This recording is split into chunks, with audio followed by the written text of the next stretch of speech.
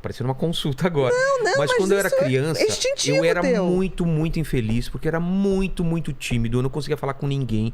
Isso me incomodava de um jeito. Eu era afim de uma garota, eu não conseguia nem pensar na possibilidade. De falar. E teve um... Não conseguia apresentar o trabalho na frente, eu não conseguia fazer Então você nada. tinha fobia social. Fobia social. Isso mesmo. E eu, conscientemente, eu falei, eu vou mudar isso e vou. E foi um dia que eu decidi isso. Tá me fazendo muito mal. E aí eu falei...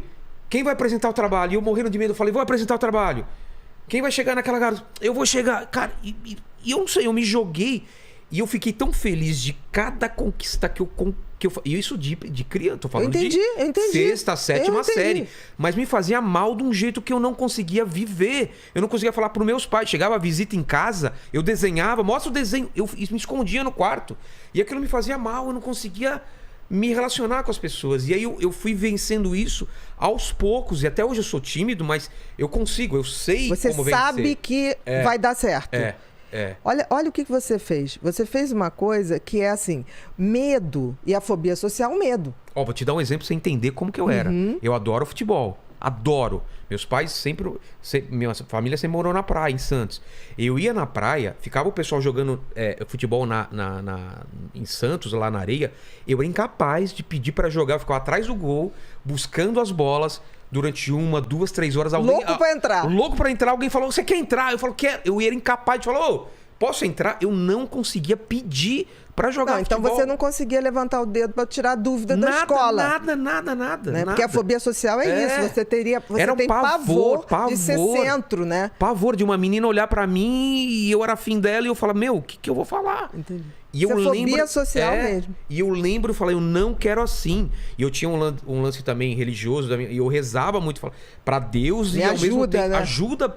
Eu não podia nem pedir ajuda pros meus pais, porque a gente não tinha esse diálogo antigamente. Não tinha mesmo. E eu lembro quando eu fui vencendo isso, essa felicidade, falar, nossa, consegui apresentar um trabalho, nossa, consegui falar. E daqui a pouco eu tava fazendo piada, tava brincando, tava pedindo pra entrar no jogo. Então, você abriu, por exemplo, na fobia social, né? Que é a timidez excessiva. Você tem o circuito do medo extremamente ativado. De ser rejeitado. Não, de ser rejeitado, de não ser aceito, das pessoas acharem que você é ridículo, sempre de achar que você vai falar não vai agradar. Então, é um circuito de medo muito grande que o cérebro tem. O teu era hiperativado. O que se faz para desativar isso? Eu tenho que ativar outros, que é o circuito da coragem. Medo é uma coisa que ele só tem uma saída, enfrentar. Porque o medo, se você for para trás, chega uma hora que tem uma parede. Não tem mais pra E onde ele ir. vai te sufocar. Agora, é interessante como o teu cérebro tinha uma questão de enfrentar os problemas. Não é comum isso. Mas eu tenho medos até hoje que eu nunca enfrentei. Cobra, por exemplo, eu nunca enfrentei esse medo de cobra. Mas vem cá, você tem cobra no teu dia a dia? Não Isso é uma não fobia. Fui obrigado, não fui Porque olha obrigado. só, olha que interessante.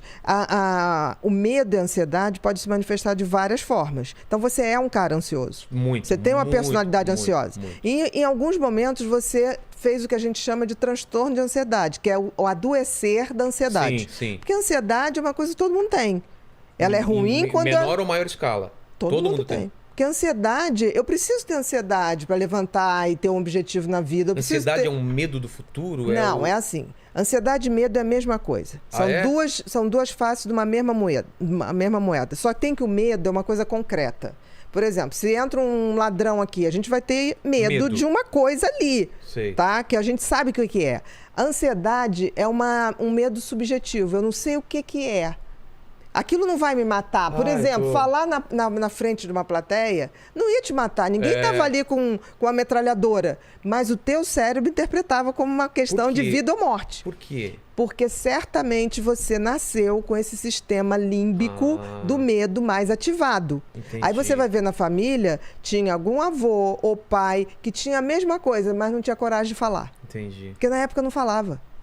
Aí o que fazia? Era o cara que ia trabalhar num lugar que ele não precisasse lidar com o público. Era o cara que ia trabalhar numa fábrica onde ele ficava fazendo uma função de botar um parafuso ali, sem falar com ninguém. É que meus pais eram professores. Os dois eram de falar público, sabiam falar bem, assim, e Mas você pode ver que tinha um avô, uma avó. Tá. Porque a genética não é pai e mãe. Genética é um jogo de probabilidade. Você pode pegar a genética de um bisavô. Entendeu? Entendi. Que a gente sempre acha que é pai e mãe. É. Mas pai e mãe também já herdou genética de avô e avó. Que herdou do bisavô e do bisavó. Então, assim, quando você tem ansiedade, é normal ter ansiedade. O problema é adoecer da ansiedade. A fobia social é um adoecimento da ansiedade, que é isso que impede. E você está falando uma coisa tão interessante. Primeiro, interessante é você ter percebido isso e você partiu para enfrentar. Que me fazia muito mal. Mas é sensacional. Era... O tratamento de fobia social é fazer isso. O que a gente propõe para o fóbico social? Olha só, a gente vai te preparar para você enfrentar. Então, tem uns que não conseguem enfrentar. Você primeiro tem que medicar para ele enfrentar, para depois você ir tirando o remédio e falar, tá vendo como dá?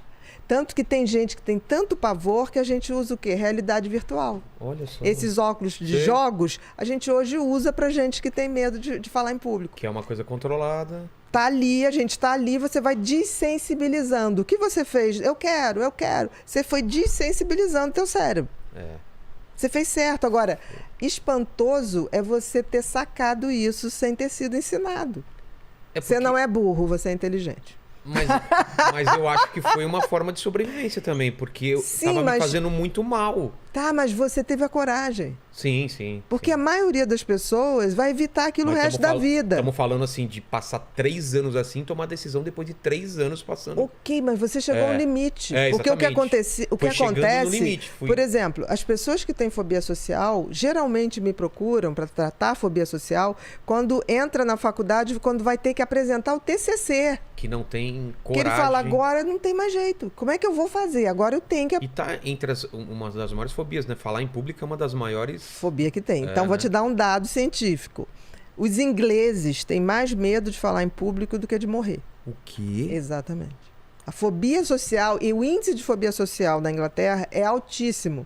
Por isso que os ingleses são tidos como um povo que não gosta de dar informação, reservado, arrogante. Não, eles têm pavor.